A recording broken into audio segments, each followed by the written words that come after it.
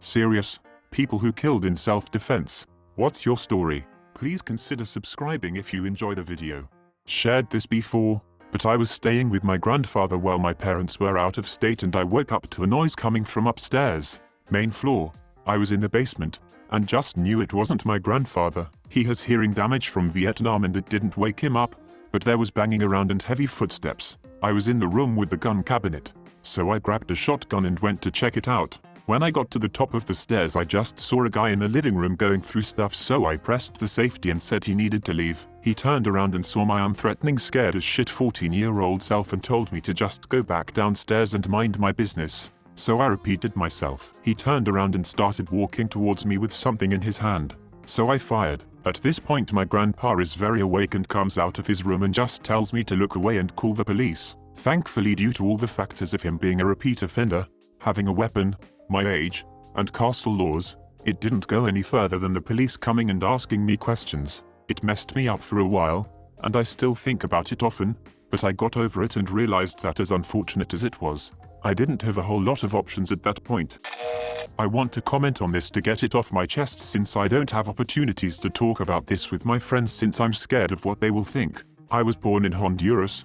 I live in the US now, and from what I remember, it was a very deserted place. I spent most of my time with my walking to this girl's house who was around 16 years old. A couple other kids would come to her house since education was hardly accessible. She would teach us our shapes, animals, colors, act. After class was over I went home and I heard my aunt scream from the kitchen, "Uda Uda," and then I remember that my uncle kept a gun hidden covered in rocks beside the old bathtub outside. That's where we bathed. He knew how dangerous it could be in this area, so he prepared me for everything. Went around the back and grabbed it as fast as I could. I went in and there stood a man with a knife threatening my aunt. I didn't really grasp what was happening, but I shot him without any second guesses like I was taught by my uncle. I honestly still don't believe I did something like that to this day, and I don't know what would have happened to my aunt if I didn't get there sooner. I still don't feel comfortable talking about this to my friends, but I just want to get it off my chest. Sorry for any grammar mistakes. English isn't my first language. Edit. Thank you guys so much for all the support, and thank you for the gold and platinum, kind stranger. Worked for an armed messenger service. Those guys that drop off cash and pick up deposits from banks/businesses in the armored trucks. Not even 10 AM, and as I was opening the door to the truck, I saw a huge guy. I'm not tiny, over 6 feet and well proportioned. In the mirror, meant just for this thing. Get out of a car and run towards me. He put me in a chokehold and started grabbing for my gun. He manhandled me like I weighed nothing. Would have easily gotten the gun if it wasn't a L3 holster. I managed to draw it, press it against him and started pulling the trigger before I blacked out. I have no idea what he would have done if he got the gun, and I'm not used to just being tossed around like that. He turned out to be blind drunk and played for a college football team.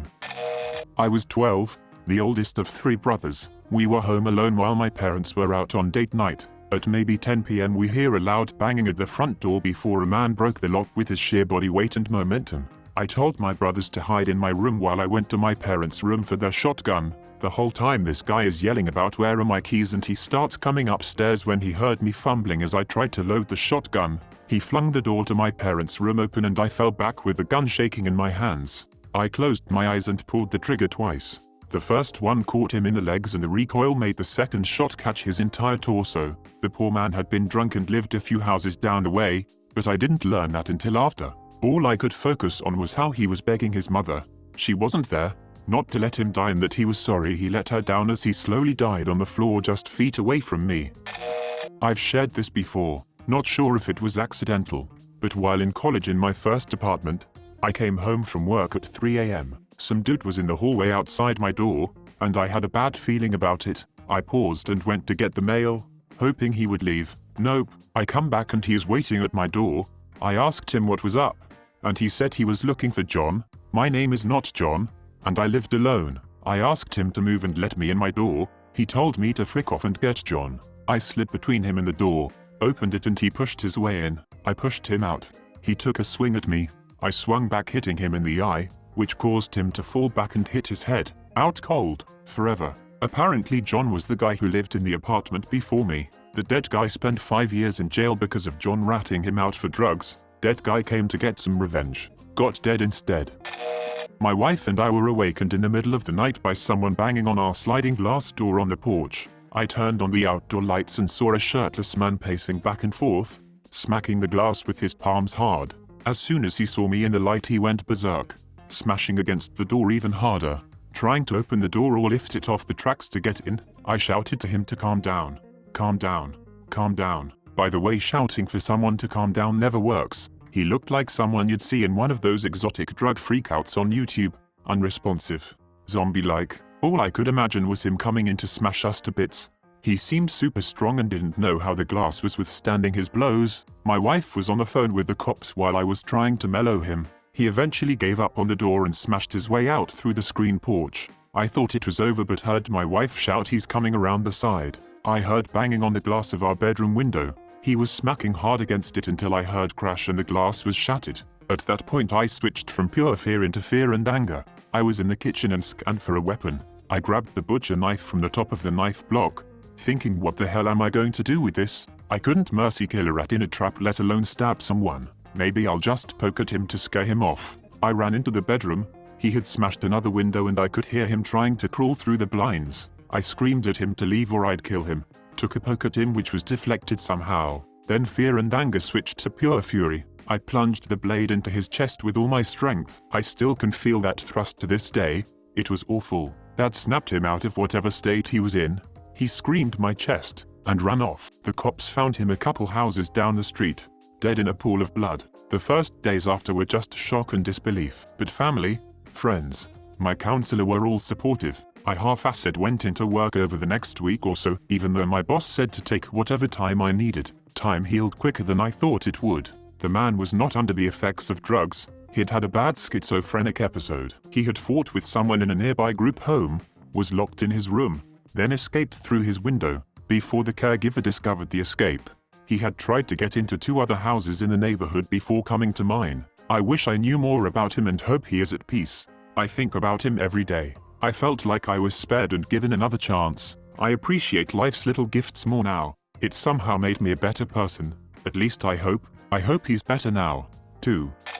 I was back at my home country during the Civil War. Some people started going to random villages and draft males and used them as soldiers. They eventually came to our house and took me a 12-yo and my brother a 10-yo. It was a few hours drive until we eventually reached a checkpoint where we would be stationed. Them being animals, one of the commanders took me and my brother to an abandoned building close to that checkpoint and then took off his gear and was trying to rape my brother. I was scared and in a panic I grabbed a decent-sized rock and hit him in the back of the head before he can do anything to my brother. He fell and I got on top of him and smashed his face over and over and over with the rock until it was caved in. Me and my brother then ran from that abandoned spot through some mountains and kept running until we reached a city nearby. We went to a nearby mosque, washed the blood off of us and told the sheikh in that area to help us and that we were from said village. To our luck, he was a decent human being and returned us back to our village. A few years later we moved to the US. My brother killed himself 2 years ago and I am still in school. Neither me or my brother told anyone about what happened in that spot. All they know is that we escaped. I was with an abusive ex who would come home drunk every night. One night, we had a fight. I had my phone on vibrate and that obviously meant I was sleeping with a therapy apple behind his back. He left for a while and came home drunker than I'd ever seen him. He wasn't making coherent sentences but he lunged at me and wrapped his hands around my neck and sat on my chest. I thought I was going to die. I had done some BJJ when I was younger and managed to pull my legs up under his crotch and then with everything I had, I pushed him off me. He hit his head on the sharp corner of a table we had in the living room and went still. I figured he had been knocked out so I went outside and called the police. I was gonna put his ass in jail. I had the deepest purple bruises in perfect fingerprint form around my neck. He would have gone to jail. I smoked a cigarette outside, walked back in after I calmed my nerves just to make sure he wasn't awake and coming for me. He had a huge pool of blood under him. It was almost black looking so I stood there trying to figure out what the frick I was looking at, put 2 and 2 together and the rest is history. Years of therapy, self-defense plea, open and shut. When I was 12 I was taken on my walk home from school. I was gone a month. I was given very little food and almost no water at all. He told me that he was a friend of my grandmother, that she said he needed to watch me for a little since my grandmother was going to be out of town. It turned out he was actually someone from my grandmother's past that had been stalking her for years and had even moved across country to follow her. The first day he locked me in an all-cement basement. Every time he left he would lock the door and push the dresser over it so I could not escape. I remember always thinking about how my grandmother could leave me with someone so evil. He would come home drunk and beat me and his son. His son was a year younger than me, until we were bloody. On the 4th or 5th day I tried to run away, but unfortunately he got to me before I could escape. For my punishment he tied me up to the back side of the house naked with a sock in my mouth and sprayed me with one of those really powerful hoses. Made my body red. I could hear his son begging him to stop and that I didn't mean to try and leave. On the 3rd week, he started to sexually assault us. I was raped 6 times while there. He had threatened to cut off the dick and balls of whoever tried to leave and make the other watch. I can say I don't get scared of almost anything ever, but in that moment I was the most terrified I had ever and will ever be. On Thursday of the 4th week he let me out to use the toilet. I remember feeling so weak. I lost so much weight and my skin color was going whiter the more days passed by. When he let me out I made a run for it up the stairs and to the 2nd floor of the house. His son had ran up with me. I ran into a room and hid behind the closet door. His son ran to the balcony and was trying to figure out a way down safely. A moment later his father was in the room screaming at his son and all the horrible things he was going to do. He had thought I climbed down and ran. The man was talking about how they needed to get out of there and other thing I can't quite remember. He had his son in hand and was walking down the stairs. Everything went blank. I don't remember what happened exactly in this moment, but all I can remember is 1 second I was hiding behind the door and then it's like I blinked and I was pushing the man down the stairs. I pushed him down the stairs. God, I hate remembering that I killed someone. He had cracked his neck. Even if it was self-defense, killing someone is one of the most horrific things in life. Knowing that someone who had dreams and thoughts, grew up with family and had been in love with someone before just like you might have, all just for you to take everything away and leave nothing but a rotting shell is scaring. A lot of this was a big blank in my mind until my friend, his son, reminded me of a lot of things. When the cops came his son and I were both starved, dehydrated, raped, black and blue and white, and as my grandmother said, freezings to the touch. We both have scars on our bodies to this day, but his seemed to be a lot less noticeable. It's sickening how much evil is in this word. Me and his son kept in contact after the events that transpired. Actually we are best friends now and call and talk quite a bit. When I'm in Canada I stay with him. A little after all of this happened my grandmother moved us to the USA for some years. I will never forget what happened, but I will never feel bad for myself for what happened because I know I only had to deal with it for a month. Who knows how long his son had to deal with all of that?